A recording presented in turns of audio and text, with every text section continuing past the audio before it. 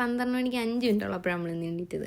പ്രത്യേകിച്ച് പരിപാടിയൊന്നുമില്ല, ഫുഡ് കഴിക്കുക, കിടന്നുറങ്ങുക. പിന്നെ ഇവിടുത്തെ ചേച്ചി പറഞ്ഞിട്ടുണ്ടായിരുന്നു ഈസ്റ്റർ സ്പെഷ്യലായി നമ്മളിന്ന് ബേസ്മെൻ്റ് എല്ലാം ഡീപ്പ് ക്ലീൻ ചെയ്യാൻ പോവുകയാണ്, അതുകൊണ്ട് എല്ലാവരും എണ്ണീറ്റിട്ട് അവരവരുടെ പരിപാടികളൊക്കെ നേരത്തെ ഒതുക്കണമെന്ന്. എനിക്ക് ആകെ ചെയ്യാനുണ്ടായിരുന്നത് കുറച്ച് പാത്രം കഴുകാനും പിന്നെ കുറച്ച് ഫുഡ് ഉണ്ടാക്കാനും. പാത്രം കഴുകൽ അങ്ങോട്ട് സൈഡാക്കിയതിന് ശേഷം ഞാൻ നേരെ ഫുഡ് ഉണ്ടാക്കാൻ അങ്ങോട്ട് കയറി. അരിപ്പൊടിയും റവയും കുറച്ച് പച്ചക്കറിയും പിന്നെ ലേശം ഉപ്പും.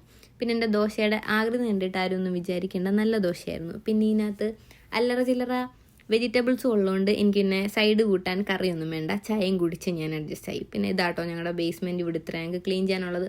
ആ ചേച്ചിമാരും എൻ്റെ കൂടെ ബേസ്മെൻറ്റിലുള്ളതാണ്. ആ കാണുന്നത് ഞങ്ങളുടെ 5 പേരുടെയും കൂടെ ഷുവാ, 2 ചേട്ടന്മാരും ഉണ്ട് ഇവിടെ. പിന്നെ കർട്ടൻ പൊക്കി നോക്കിയപ്പോൾ എനിക്ക് തോന്നി ആഹാ എന്ത് നല്ല വെതറുന്നു. പക്ഷെ കഥ തുറന്നപ്പോൾ എനിക്ക് അത്ര സുഖം തോന്നിയില്ല ഗൈസ്. നല്ല തണുത്ത കാറ്റ് വീശുന്നുണ്ടായിരുന്നു. ഇവിടെ ഇപ്പോഴും അങ്ങനെ നല്ല തണുത്ത കാറ്റാണ്. ദേഹമൊക്കെ ഇങ്ങനെ കോച്ച് പോകുന്ന പോലെ തോന്നും. പിന്നെ ഞാൻ അവിടെ എല്ലാം തൂത്ത് വൃത്തിയാക്കി. പിന്നെ പുള്ളിക്കാരി അവിടെ എല്ലാം തുടക്കുകയും ചെയ്തു. പിന്നെ ഇതൊക്കെ കഴിഞ്ഞപ്പോഴത്തേനും എനിക്ക് നല്ല വിശപ്പായിരുന്നു. ഞാൻ കപ്പ ഉണ്ടാക്കി. അവർ പിന്നെ കപ്പ കഴിക്കത്തില്ല, ഞാൻ ഉണ്ടാക്കിയാലും കളയേണ്ടി വരും. പിന്നെ എൻ്റെ കപ്പയെല്ലാം സെറ്റായ സമയത്തേക്കും അവർ ഓർഡർ ചെയ്ത ഫുഡും വന്നു.